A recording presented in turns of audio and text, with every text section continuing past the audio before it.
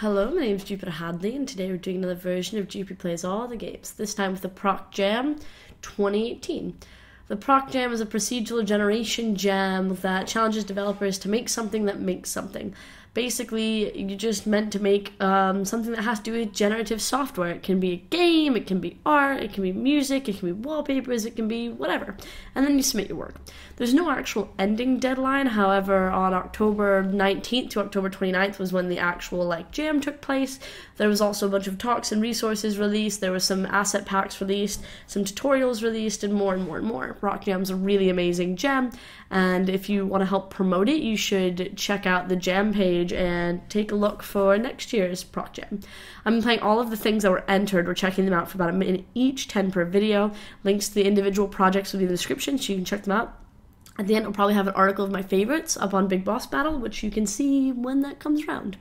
Thank you very much for watching and liking and commenting and subscribing. If you want to support what I do, consider checking out the links in the bottom of the description to my social media platforms and Patreon. Next.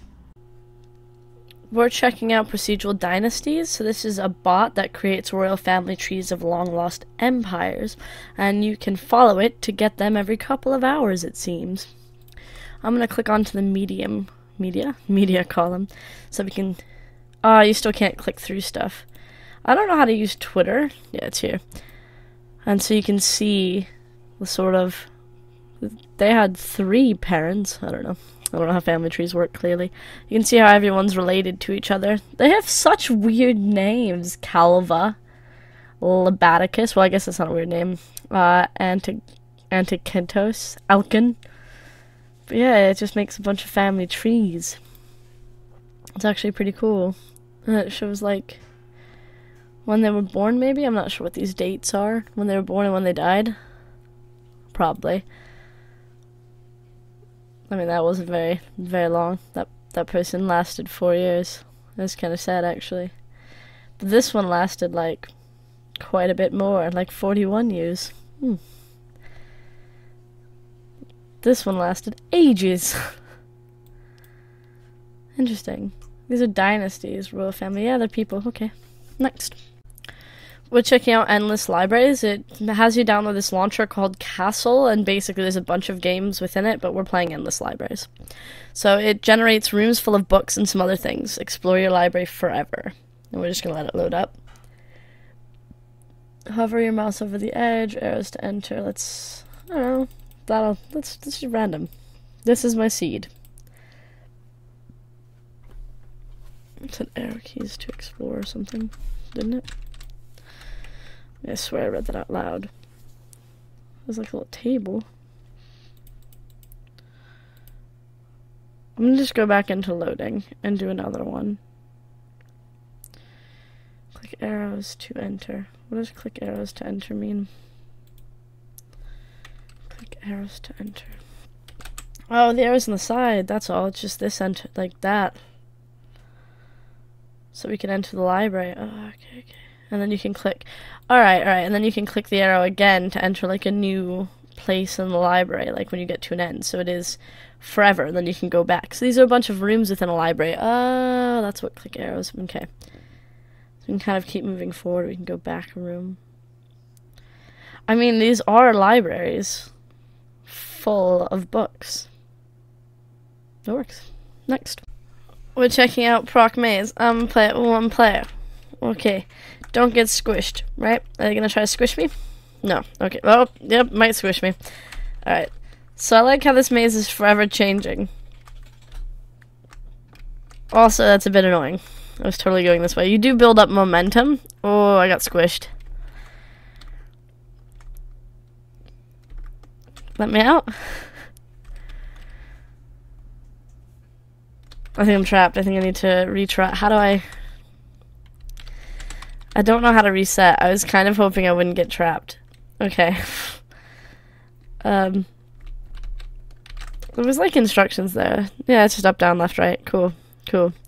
Just making sure there wasn't if you get trapped within one of these cages, press this button. It definitely makes things more challenging, having these things that can just trap you. And they just move whenever they want. Alright, bam. Okay. Okay. Should've probably gone up. Nope, shouldn't have gone up. Mistake. Oh, they're everywhere as well. Next. We're playing Procedro Kart. That was a harsh noise. I paused it. It showed off the track. We can throw shells. Oh, we can fall off the track and die. I mean, there's like one person ahead of us.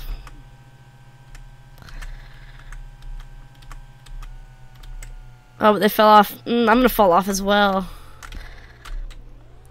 Okay. Nope.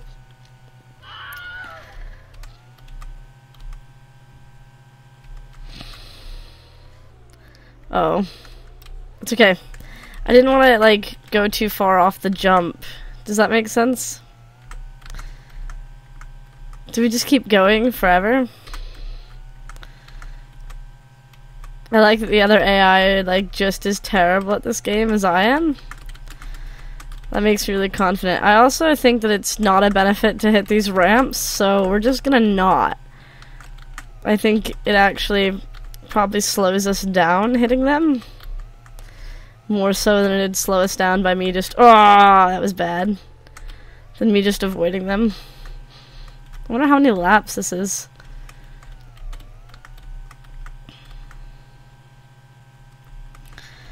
It is cool that at the start it shows you the track and everything. These sounds are so harsh though. Next. We're playing Wave. I quite like the looks of the actual waves in this.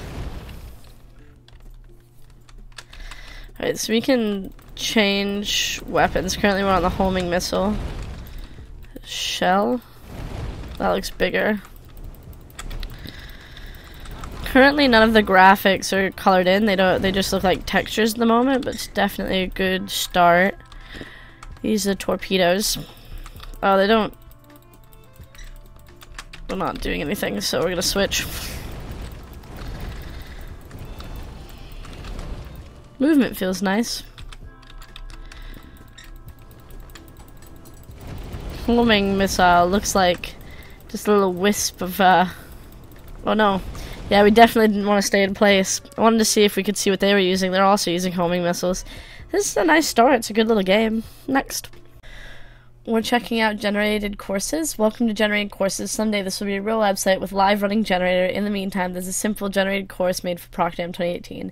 Note, these are all syllabi linked to randomly selected content from YouTube. We use a cross-source semantic network to determine relationships between projects, both of which leave the generator open to creating extraordinarily offensive content. I've checked the links in each of these syllabi. They seem okay at first glance. Please let me know if there's anything awful. I'm going to click this. Okay, I clicked the first, and I was making sure I wasn't going to play someone else's YouTube video. This is called HQAQ 2495, Square Enix Franchises for Non-Majors. Welcome, class.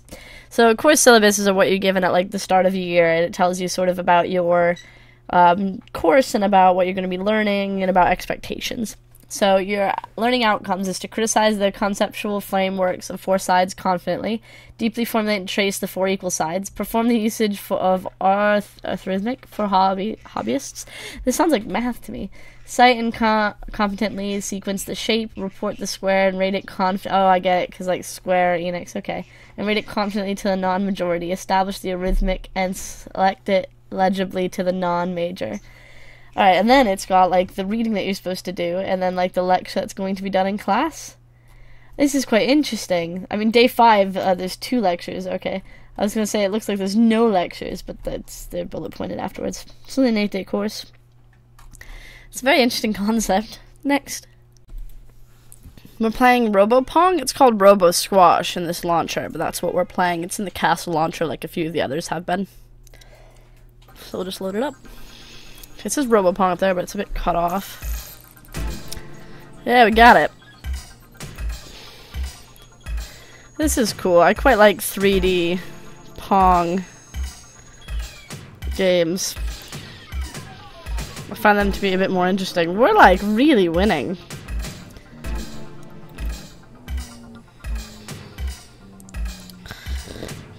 Oh, I was gonna hit it last minute.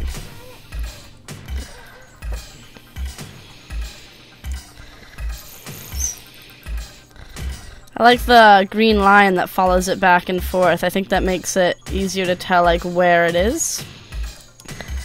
And that's good. This is a nice pawn game. It's definitely fun.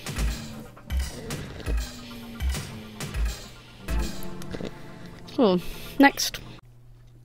We're playing PainterXpainter. Alright, enter your new painting's name. Let's call it, a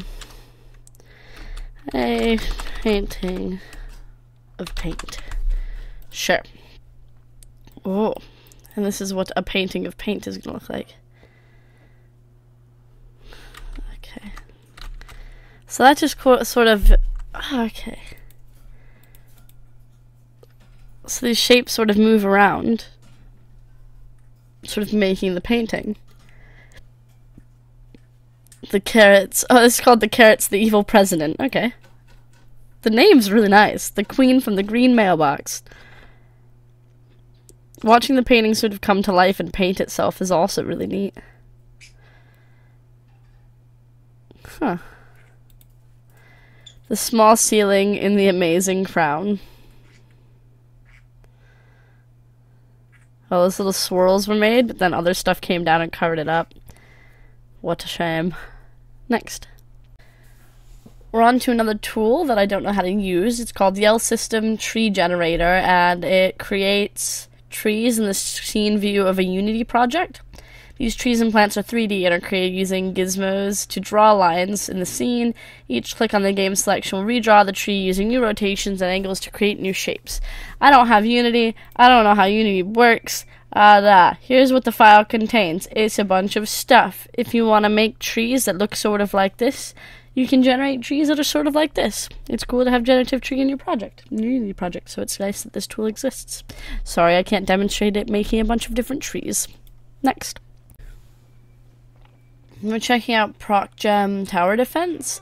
Whereas before I opened up the castle launcher and the game was in one of the featured games, this one I had to have the castle launcher installed and then click on a link to open it up in the launcher because it's just titled by Anonymous here. Click anywhere to start, click on tiles to buy upgrades and sell towers, clear reeds or block the path, earn money by defeating enemies. Okay. Oh, purchase a tower. How much money do we have? 350. Okay. I'm guessing that's the end. Also, I'm not liking how these weeds cost money, but it happens.